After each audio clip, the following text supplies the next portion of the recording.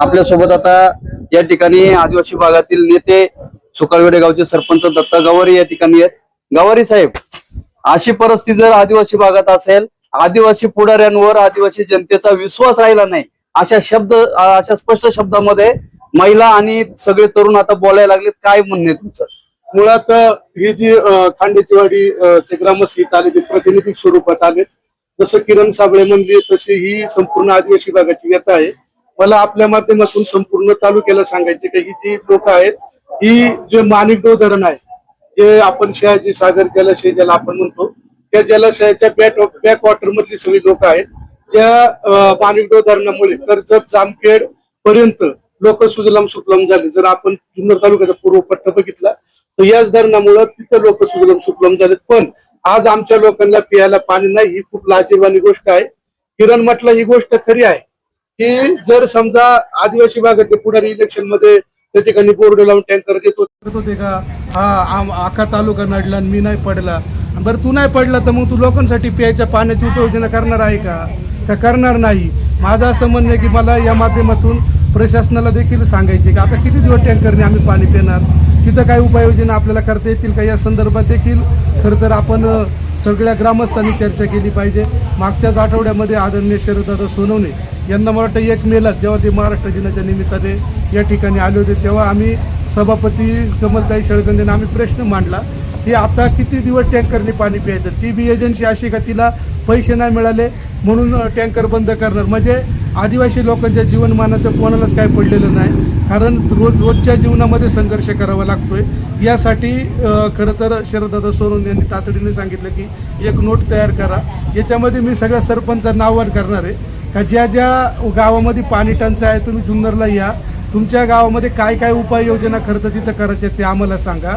म्हणजे आपण एकत्रित बसून त्याचा एक आराखडा तयार करून आपण जे काही जिल्ह्याचे कलेक्टर आहेत, जे काही पालकमंत्री आहेत त्यांच्या समोर हा विषय मांडू आणि त्याच्या माध्यमातून खरं तर हा विषय सोडवता येईल। याच्यामधून अजून एक प्रशासनाची एक मोठी चूक आहे, ती मला समोर आणून द्यायची आहे का दरवर्षी टंचाई आराखडा बनतो आणि फक्त 1,99,000 रुपये देतात। त्याच्यामुळे जे मोठे मोठे जलस्रोत आहेत ते आपण विकसित करू शकत नाही आणि लोकांना पाणी देऊ शकत नाही। त्याच्यामुळं जसं किरण साबळे आमचे म्हणले की रस्ता आरोग्य ही गोष्ट लांबच राहिली। आज आम्हाला ॲम्ब्युलन्स सुद्धा नाही, जर रस्त्यात माणूस आजारी पडला तर त्याला मृत्युमुखी पडावं लागतं, हिरड्याच्या झाडावरून पडला तिथं मरावं लागते। म्हणजे इतकी वाईट अवस्था, जनावरापेक्षा वाईट अवस्था खरं आमची आहे। मी या माध्यमातून सगळ्या सरपंचांना विनंती करणार आहे की आपण तातडीने जुन्नर पंचायत समितीला 2 दिवसामध्ये या, आपलं म्हणणं सभापतींकडे द्या की तुमच्या गावामध्ये खडकातल्या टाक्या किंबहुना रोजगार हमीच्या विहिरी किंवा जलस्रोत विकसित करून आपल्याला पाण्याचा डायरेक्ट प्रश्न कसा मिटवता येईल, यासाठी सगळ्या सरपंचांनी ग्रामस्थांनी प्रयत्न करायचे आहेत। आणि खरोखर हे सगळे ग्रामस्थ जेव्हा सभापती ताईंच्या केबिनमध्ये होते तेव्हा सभापतींनी यांचं म्हणणं ऐकून उद्याच्या उद्या आदरणीय शरददादा सोनवणे यांच्या माध्यमातून टँकर पाठवता येईल, टँकर बी पाठवू।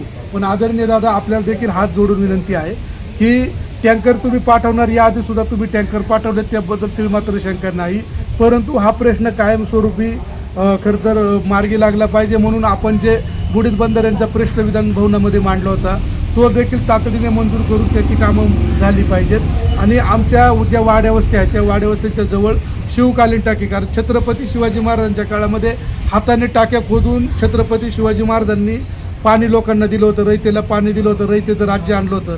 तसंच देखील आपण शरददादा आमच्या भागामधील ज्या काही वस्त्या आहेत या वस्त्यांच्या जवळ आपण पाण्याच्या टाक्या करून विहिरी करून आमचा कायमचा पाणी प्रश्न मिटवावा।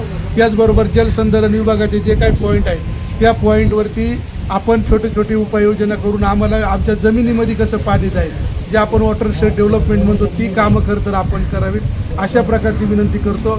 खरं तर आज आम्ही समाजामध्ये काम करतो, आम्हाला देखील लाज वाटते की आमच्या आया बहिणींना आज पाणी मिळू शकत नाही। खरं तर जे लोकप्रतिनिधी निवडून गेलेले तिथं मोठमोठ्या वल्गना केलेल्या आहेत, त्या लोकप्रतिनिधींनी देखील लग्नामध्ये गेलं तरी राजकारण करतात, दसकिरेमध्ये गेले तरी राजकारण करतात। मग अशा वेळेस ज्या खांड्याच्या वाडीमध्ये का नाही पाणी, तिथं ज्या जलस्रोत फार दारूपासून तर मटणापर्यंत तुम्ही निवडणुकीमध्ये लोकांना पुरवलं, आता पाणी का पुरवू शकत नाही, असं माझा थेट सवाल आहे।